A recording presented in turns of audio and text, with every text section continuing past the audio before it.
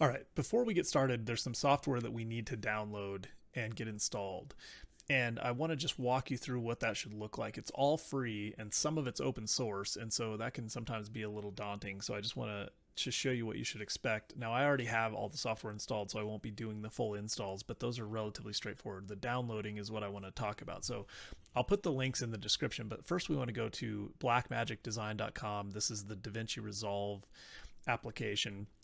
And if we say download here, that'll be the first thing you see.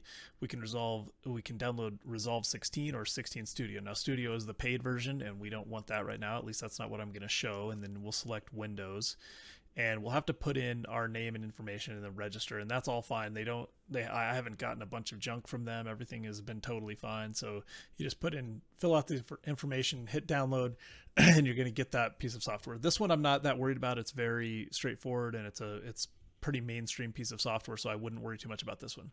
The second thing we're going to want is Handbrake, and we'll talk about why we use that later. But Handbrake is just at handbrake.fr is the website, and again, that was the first thing I wanted to point out, is that sometimes you'll go to websites and be like, what is .fr? I think it's what is it, France, or I'm not sure.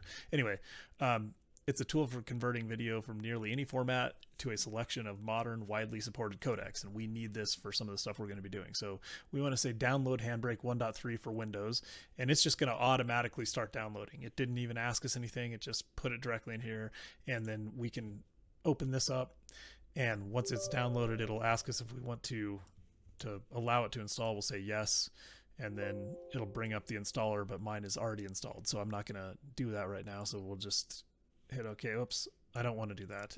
I hit OK, which was not what I wanted. It was going to uninstall and reinstall, but I'm just going to quit. Okay, so the next thing, kind of the final piece of software that we're going to need for now, is Audacity. Audacity is fantastic, and downloading this is very straightforward. We can just say download Audacity.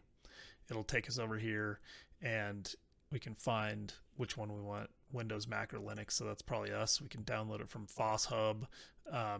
This is where you start to get into things get a little tricky. I would download the Audacity Windows installer. Don't click this. This is them trying to sell you something, and if you click download, you're going to download something you probably don't want. If I go back, we can choose other things. We can choose screen reader version or whatever, but I'm going to go with this download here. You can also download over here for Windows, and it'll take you to the Audacity download page. Now, the reason you're getting this download Audacity for Windows and Mac, you're getting it from the partner FossHub because they're getting revenue from that. But if you just go and do it over here, you can just download directly.